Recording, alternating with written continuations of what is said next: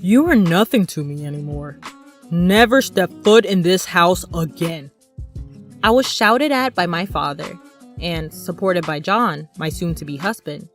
I left my family home in tears. It was right after I graduated from high school. My name is Amy. I'm a 36-year-old farmer. This year marks 18 years since I left my family home. From now on, the time I spend living my own chosen life will be longer than the time I spent in my family home. And this thought makes me quite sentimental. My family home was in a city. My father was a corporate worker, and my mother was a stay-at-home mom. We were a family of 4, including my brother and me, who was born a year ahead of me. My parents were the kind of people who ranked their children clearly, so my brother, being the heir, was always given priority. The quality of our meals and the grandeur of our birthday presents were always superior for my brother. He boasted about his superiority and always bullied me. There were times when I felt lonely, and there were times when I cried out, "I want attention too!" But my parents never changed, so I gave up completely. The event that changed my life happened in the summer of my second year of high school. My brother was studying for a college entrance exam, aiming for a top-tier university. His mock exam results were not good at all, so he was always on edge, taking out his frustration on me at every opportunity. My parents, as if handling a fragile object, treated my brother with utmost care and gave me household chores that didn't allow me to have time to study. Because I was performing better academically than my brother, they tried to lower my grades to improve my brother's mood. It didn't make any sense. At that time, I heard about a rural experience program from a teacher. At the high school I was attending, students could participate in a 2-night, 3-day rural experience program if they wished. Participants stay at a host farm, harvest vegetables, cook together, and experience country life. I, who was troubled by my family environment, decided to participate bravely. But my father objected, saying, "Agriculture is something only fools who can't get corporate jobs do for a living." And my mother scoffed at me, saying, "Are you crazy? Willingly experiencing manual labor? Getting dirty and stinky in the mud?" But I defied my parents' opposition and used the pocket money I had saved up to sign up. This was the first time I had ever refused to do as my parents said. It turned out to be an excellent decision. For me, who was starving for familial love, it was truly a wonderful experience. Working in the fresh, rural air was invigorating, and I was able to experience the warmth of a family. The eldest son of that family, John, was a year older than me and the same age as my brother. At first, I was a bit wary, simply because he was an older guy. But John was completely different from my brother. He was kind, but firm, got along well with his parents, and was kind to me as well. John's parents were truly gentle people, and even though it was only for 3 days, I cried a lot when I had to leave the farm. John's mom cried along with me, saying, "You're welcome back anytime." I promised, I will definitely come back. They said they didn't look at their cell phones much, so I wrote them letters regularly. Before long, I started receiving more replies from John, and it became like an exchange diary, and we started dating. It was a pure long-distance relationship, without even a kiss. After my brother failed to get into his first-choice university and ended up in a third-rate private college, I became a college applicant, but my parents pressured me to get a job instead of going to college. The reason, they said, was that women didn't need an education. But the real reason was probably that they didn't want me to go to a better college than my brother. Since the rural experience, I had a dream of becoming a farmer. I could become a farmer without going to college, but John was a college student and had moved to the city. So I thought I would go to college and aim for a new kind of farming. Having a clear goal and purpose, I studied hard every day, despite interference from my parents and brother. However, when I passed the university entrance examination, my father was furious, saying, "Are you, a woman, planning to go to a better university than your brother?" My mother also said, "We don't have money to spend on you. Your brother needs money, so you should work and bring money home." I was desolate by my parents' words, and after a huge fight, I ended up cutting off all ties with them. John came to pick me up from home, and his parents, now my in-laws, supported my college expenses, and I ended up attending college. 4 years later, I married John. I never contacted my parents or brother during my college years, but when my in-laws said, "We have to at least give them a heads up about the marriage," we visited my childhood home for the first time in 4 years. Right after graduation, things were chaotic, and it was also planting season, so we couldn't make the visit until the beginning of summer. My in-laws, my husband, and I all had sunburnt, darkened faces from working outside. But my parents and brother openly ridiculed us. My mother asked, "No offense, but how old are you exactly? You must be quite poor to be working until you're all dark like this." I was mortified. "Please, stop, Mom," I implored in a small voice. But she ignored me. My brother smirked and said, "Smart people like me make money with intellectual work. If you can only do primitive work, it's proof you're unintelligent." I turned pale, and the gentle smiles on my in-laws' faces froze.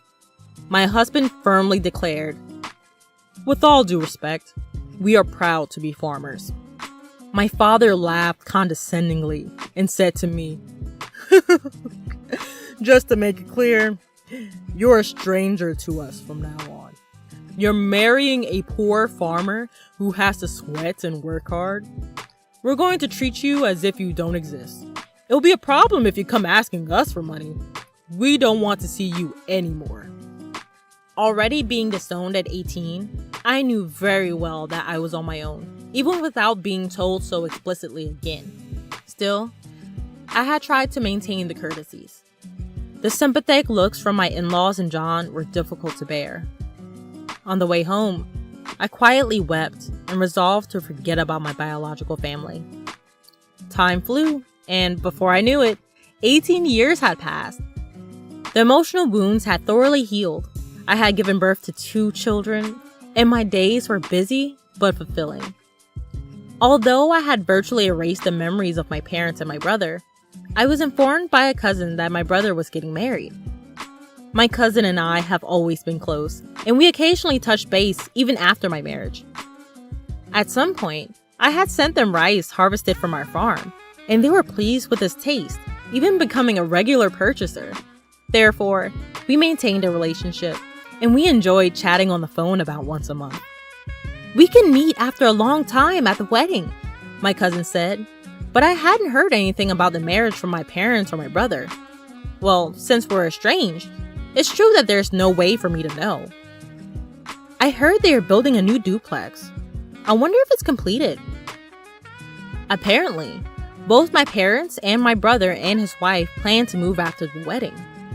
My cousin knew about the estrangement between my parents and me, but they seemed to think that I would attend weddings and funerals. After finishing the phone call with my cousin, impulsively, I dialed my mother's cell phone number. However, I was met with an automated message saying, "This number is no longer in use." I tried calling my father next, and again, the same automated message. Had they changed their cell phone numbers? I didn't know my brother's number, so I couldn't call him. With trembling fingers, I dialed the landline for my family home, and it connected. My heart pounding, I waited for someone to pick up. "Hello?" It was my brother who answered. "Brother? It's Amy. I heard you're getting married and moving." I hesitated over what to say next, about to offer congratulations when I was cut off by my brother. "There's no need for you to do anything. You, a farmer, are a stranger to me. Don't call me." My brother just yelled and hung up the phone. I rushed to call him back, only to find that I was already blocked. This was harsh. No matter how much he hated me, we were still family. It hurt to be rejected like this. Seeing my distress, my husband was concerned and gently asked, "What's wrong? Did something happen?" I couldn't hold back my tears any longer. When I told him about the conversation, both my husband and my in-laws were as furious as if it had happened to them. "Your home is here, Amy. Your family is us here," my mother-in-law reassured me. Her words moved me to tears. I wish she was my real mom. She cared about me much more than my blood-related mother did. My father-in-law also comforted me, saying, "You're happy now. That's all that matters. No need to get hurt. The one who laughs is the winner." My husband added, "Let's take them as a bad example and make sure we don't turn out like that." Even our children, not knowing the situation, hugged me tightly. Thank you, everyone. I felt a warmth in my heart, realizing how happy I was now, even though I wasn't blessed with a supportive biological family. However, things took a drastic turn when my business was featured on national television. My in-laws were originally large-scale grain farmers in the American Midwest. They also grew a wide variety of vegetables and fruits, but a lot of produce didn't meet the standards. I had studied food business in college and spent a lot of time figuring out how to sell all the produce without any waste. I started an online business selling jams, juices, and pickles made from slightly damaged fruits and vegetables that couldn't be sold as they were. Backed by the local farmers union, my business was a huge success. It was a hit with moms who wanted to feed their children safe, domestically produced food, and seniors who wanted to taste nostalgic homemade pickles. I built up the company with young women who, like me, had married into farming families and unemployed young people. It had grown into a $5 million business. Our success story was covered in an in-depth report. After the TV broadcast, we received a lot of attention and calls from various people. In addition to orders and inquiries, there were calls for business transactions and interview requests. Both the company's phone and my personal smartphone wouldn't stop ringing.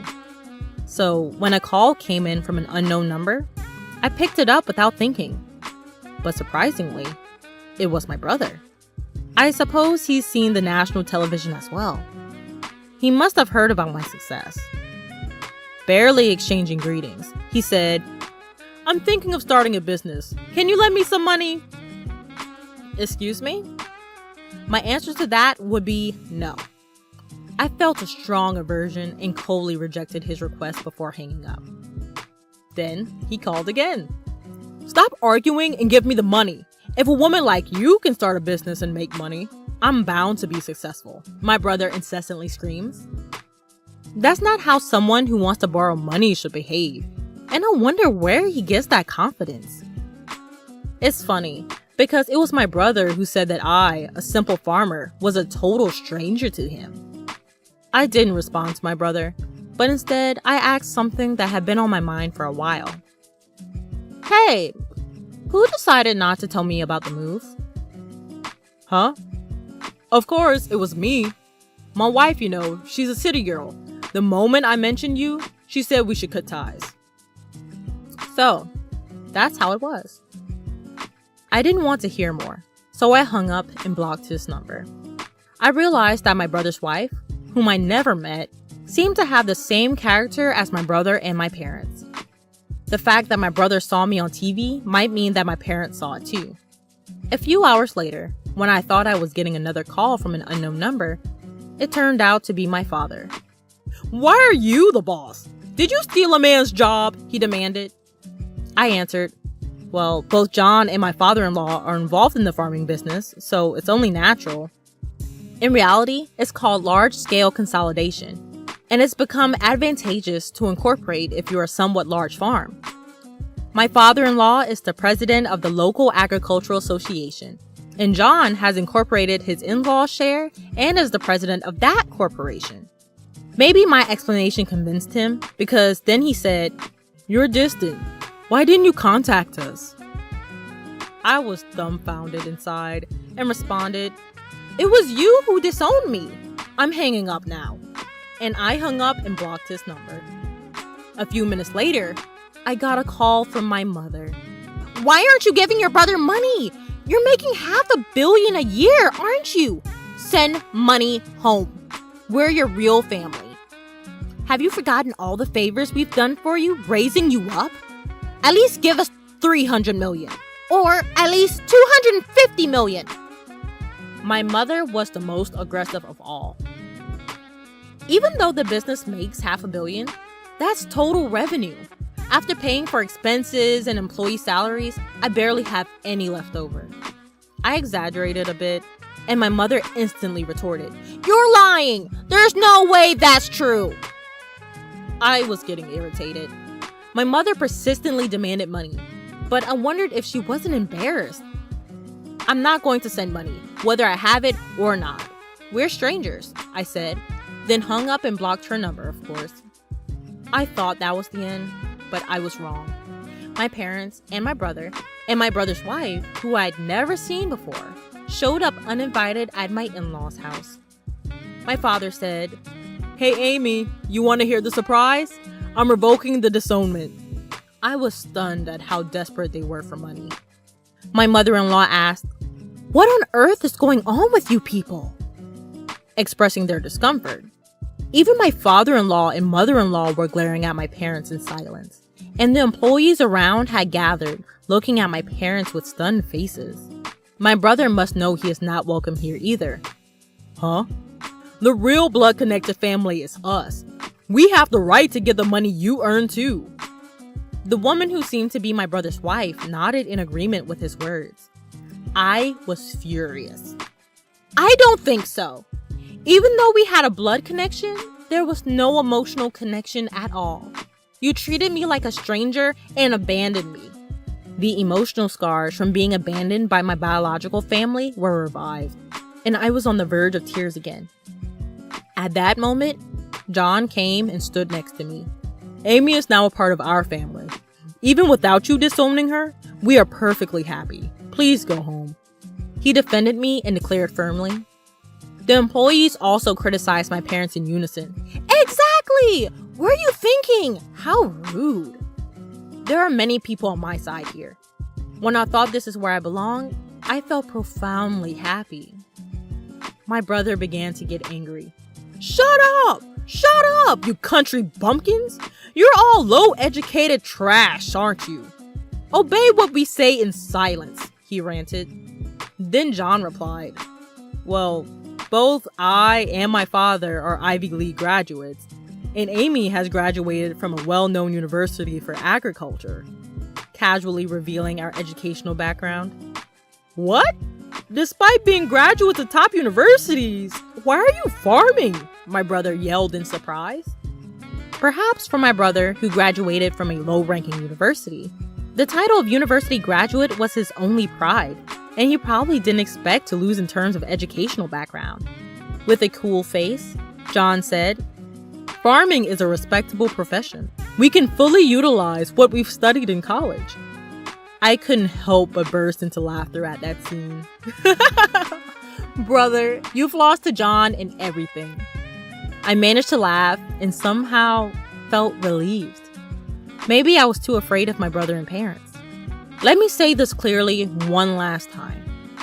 We are already strangers.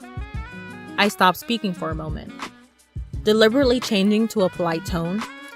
"So I can't lend or give money to strangers. Please leave. If you make a fuss or act violently, I'll call the police and take legal action." I declared our severance clearly. My in-laws and husband subtly came closer to me to protect me from harm by my parents and brother. I was deeply moved, feeling truly cherished.